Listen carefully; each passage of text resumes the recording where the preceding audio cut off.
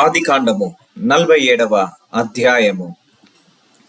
యోసేపు వెళ్లి ఫరోను చూచిన తండ్రియు నా సహోదరులను వారి గొర్రెల మందలతోను వారి పశువులతోను వారికి కలిగినదంతటితోను కనాను దేశము నుండి వచ్చి గోషెనులోనున్నారని తెలియజేసి తన సహోదరులందరిలో 5గురిని వెంటబెట్టుకొని పోయి వారిని ఫరో సమక్షమందు ఉంచెను.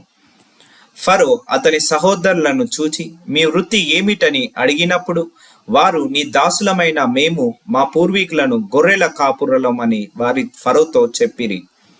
మరియు వారు కనాను దేశమందు కరువు భారముగా ఉన్నందున నీ దాసులకు కలిగి ఉన్న మందలకు మేత లేదు గనుక ఈ దేశములో కొంతకాలం ఉండుటకు వచ్చితిమి. కాబట్టి గోషేను దేశములో నీ దాసులు నివసింప సెలవిమ్మని ఫరోతో అనగా ఫరో యోసేపును చూచి నీ తండ్రియు నీ సహోదరులను నీ యొద్దకు వచ్చి ఉన్నారు. ఐగుప్త దేశము నీ ఎదుట ఉన్నది. ఈ దేశములోని మంచి ప్రదేశమందు నీ తండ్రిని నీ సహోదరులను నివసింపచేయము. గోషేను దేశములో వారు నివసింపవచ్చును. వారిలో ఎవరైనా ప్రజ్ఞగలవారని మీకు తోచిన ఎడల నా మందల మీద వారిని అధిపతులుగా నియమించుమని చెప్పాను. మరియు యోసేపు తన తండ్రి అయిన యాకోబును లోపలికి తీసుకుని వచ్చి ఫరో సమక్షమందు అతనిని నుంచగా యాకోబు ఫరోని దీవించెను. ఫరో నీవు జీవించిన సంవత్సరములెన్ని అని యాకోబును అడిగినందుకు యాకోబు నేను యాత్ర చేసిన సంవత్సరములు 130, నేను జీవించిన సంవత్సరములు కొంచెమే గాని దుఃఖ సహితమైనవిగా ఉన్నవి. అవి నా పితరుల యాత్ర చేసిన దినములలో వారు జీవించిన సంవత్సరములన్నీ కాలేదని ఫరోతో చెప్పి ఫరోను దీవించి ఫరో ఎదుట నుండి వెళ్ళిపోయాను. ఫరో ఆజ్ఞాపించినట్లు యోసేపు తన తండ్రిని తన సహోదరులను ఐగుప్త దేశములో నివసింపజేసి ఆ దేశములో రామేసేసాను మంచి ప్రదేశములో వారికి స్వాస్థము ఇచ్చెను. మరియు యోసేపు తన తండ్రిని తన సహోదరులను తన తండ్రి కుటుంబపు వారినందరినీ వారి వారి పిల్లల లెక్క చొప్పున వారికి ఆహారమిచ్చి సంరక్షించెను. కరువు మిక్కిలి భారమైనందున ఆ దేశమంతటను ఆహారము లేకపోయెను. కరువు వలన ఐగుప్త దేశమును కనాను దేశమును క్షీణించెను. వచ్చిన వారికి ధాన్యం అమ్ముట వలన ఐగుప్త దేశములోను కనాను దేశములోను దొరికిన ద్రవ్యమంతా యోసేపు సమకూర్చెను. ఆ ద్రవ్యమంతటిని యోసేపు ఫరో నగరులోనికి తెప్పించెను.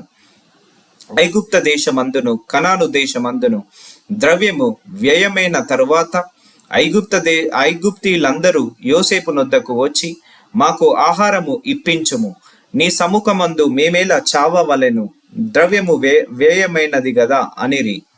అందుకు యోసేపు మీ పశువులను ఇయుడి, ద్రవ్యము వ్యయమైపోయిన ఎడల మీ పశువులకు ప్రతిగా నేను మీకు ధాన్యమిచ్చదనని చెప్పెను. కాబట్టి వారు తమ పశువులను యోసేపు నొద్దకు తీసుకొని వచ్చిరి. యోసేపు గుర్రములను గొర్రెల మందలను పశువుల మందలను గాడిదలను తీసుకొని వారికి ఆహారం ఇచ్చెను. ఆ సంవత్సరమందు వారి మందలన్నింటికి ప్రతిగా అతడు వారికి ఆహారం ఇచ్చి సంరక్షించెను.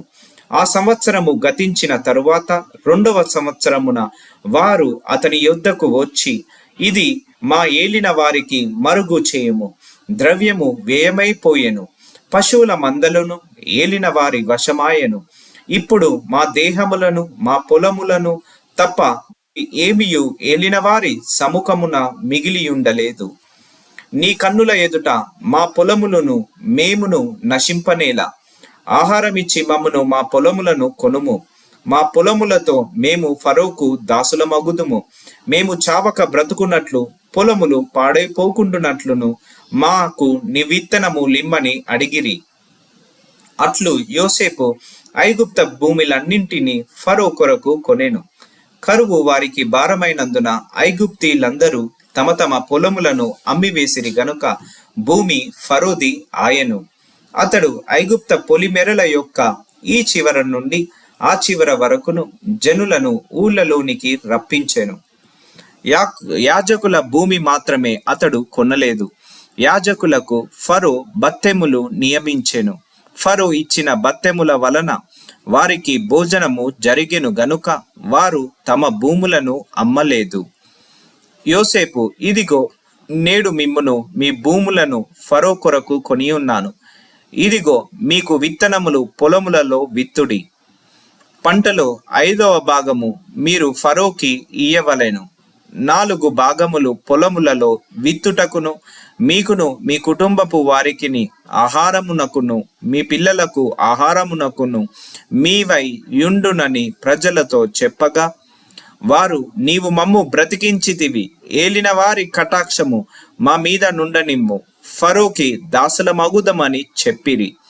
అప్పుడు 5వ భాగము ఫరోదని నేటి వరకు యోసేపు ఐగుప్త భూములను గూర్చి కట్టడ నియమించెను.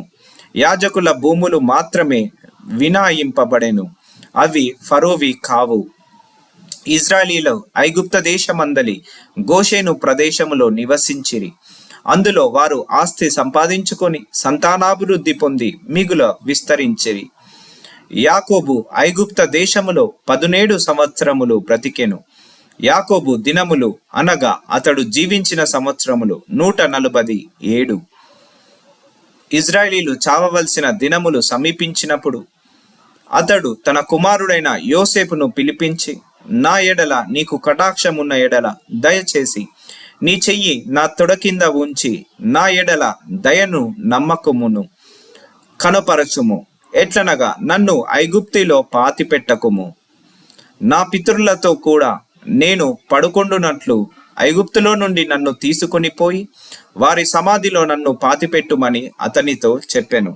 అందుకతడు, నేను నీ మాట చొప్పున చేసేదనెను. మరియు అతడు నాతో ప్రమాణము చేయుమన్నప్పుడు యోసేపు అతనితో ప్రమాణము చేసెను. అప్పుడు ఇజ్రాయేలు తన మంచపు తలాపి మీద వంగి దేవునికి నమస్కారము చేసెను.